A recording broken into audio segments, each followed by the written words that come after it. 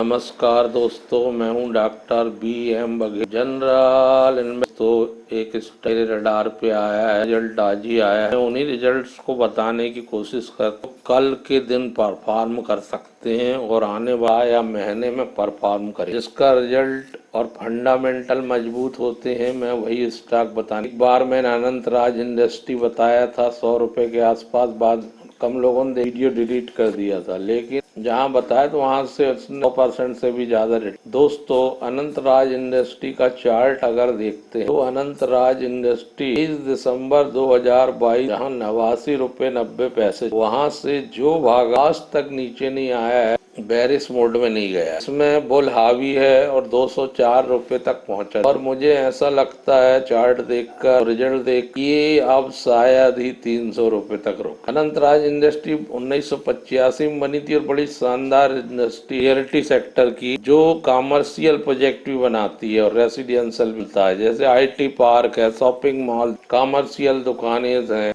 इस प्रकार NCR में ये काम है, दिल्ली में, हरियाणा में, आंध्र प्रदेश में, राजस्थान में और NC। हॉस्पिटलिटी वाले प्रोजेक्ट देखती है, SEZs देखती है, ऑफिस कॉम्प्लेक्स बनाती है, रेसिडेंशियल प्रोजेक्ट बनाती है दिल्ली में। तो इस प्रकार इसने सक्सेसफुली लगभग 20,000 metre square feet real estate project develop. एक बहुत बढ़िया कंपनी है, अफोर्डेबल हाउसिंग भी बनाती है, कम इनकम वाले उनके लिए भी, सबके लिए बना। तो ये मार्केट का कैप भी बढ़िया है, 4,622 करोड़ का, और प्राइस भी बढ़िया चल रहा है 204, और ये 204 हाईएस्ट वैल्यू है 52 वीक हाई, 37 के मल्टीपल में है, और return on capital employed 5.82, return on equity भी 5.45, वैल्यू 2 रुपए की है, डिविडेंड भी कंपनी देती है। 124 की आय 316 करोड़, 4 मार्च 2022 में 280, पिछले साल जून 22 में 159.39 करोड़। क्वार्टर टू क्वार्टर आय में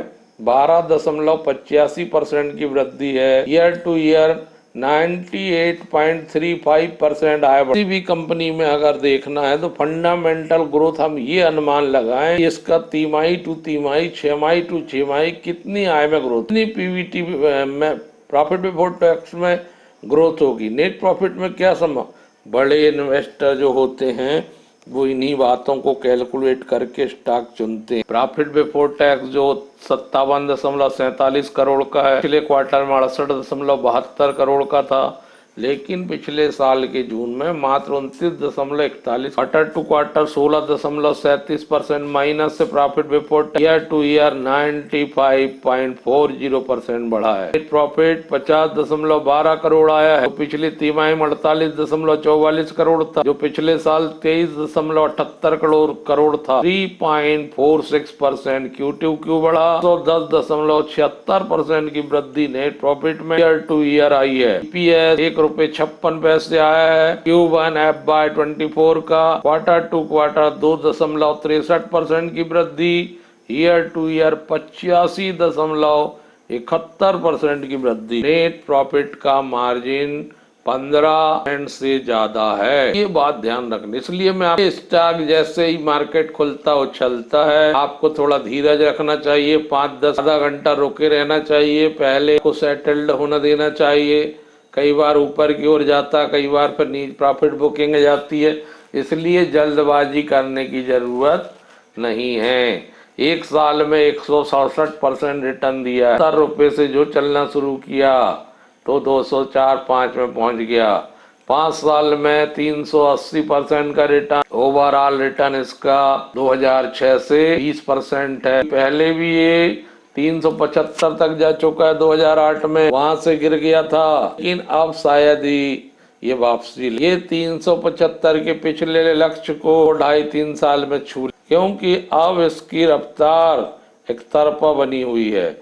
इसने लगातार एक तरफा चलते हुए 1 जुलाई 22 से आज तक 283% रिटर्न दिया है और कभी भी रुका नहीं है। रुका होगा तो 1-2% गिरा है। तो ये बहुत बढ़िया रियलिटी सेक्टर का स्टॉक आपके पोर्टफोलियो के लिए हो सकता है, लेकिन आपको स्वयं एनालिसिस करना है और उसके बाद निर्णय ले। 5 दिन में 6% की वृद्धि और आज 2%। लगभग 250 कर्मचारी इस कंपनी में काम करते हैं। FII DII की उपस्थिति ये मानी जाती है कि उन्होंने स्टॉक का एनालिसिस करके स्टॉक को चुना है, और उन्होंने चुना है तो डेफिनेटली स्टॉक अच्छा रिटर्न देने का मादा रखता है। इसी वजह से हम ऐसे स्टॉक चुनते हैं जिसमें FII DI जरूर हो। इसमें 0.56% म्यूचुअल फंड्स हैं DII, और 10.64% हिस्सा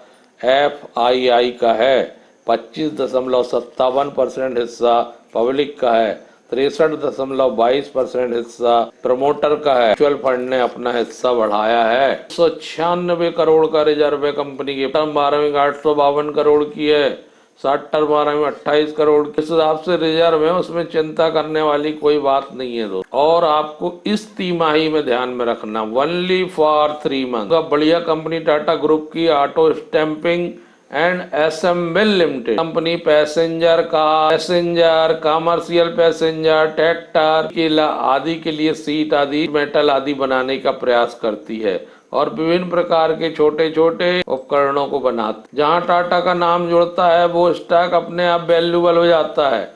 तो इसमें बाकी पैरामीटर देखने की अपेक्षा हमको केवल ये देखना कि रिजल्ट कैसा आया, क्योंकि बाकी पैरामीटर अपने आप अच्छे हो जाते हैं। यहाँ रिजल्ट में जब हम देखते हैं तो 219 करोड़ की इनकम है। पिछले बार 210 करोड़ की थी मार्च में, जो पिछले साल 209 करोड़ की। तो 10 करोड़ इनकम बढ़कर आई है ईयर टू ईयर, और क्वार्टर टू क्वार्टर 9 करोड़ बढ़ी। प्रॉफिट बिफोर टैक्स की बात करें तो 38 करोड़ का आया है, जो मार्च में 34 करोड़ का था। पिछले साल मात्र 7 करोड़ का था। तो लगभग 5 गुना प्रॉफिट बढ़ गया दोस्तों। प्रॉफिट बिफोर टैक्स बढ़ गया दोस्तों। ये स्टॉक कल खासा मूवमेंट देखने को मिलेगा। प्रॉफिट आफ्टर टैक्स और नेट प्रॉफिट 38 करोड़ का है। पिछले क्वार्टर में 33 करोड़ का था। 7 करोड़ 30 लाख का पिछले बार था।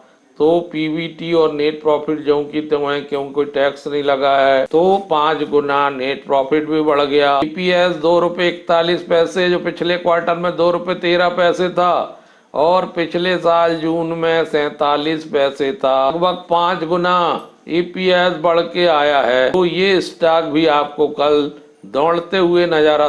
टाटा ग्रुप की सब्सिडीज में नजर रखें दोस्तों। धन्यवाद दोस्तों।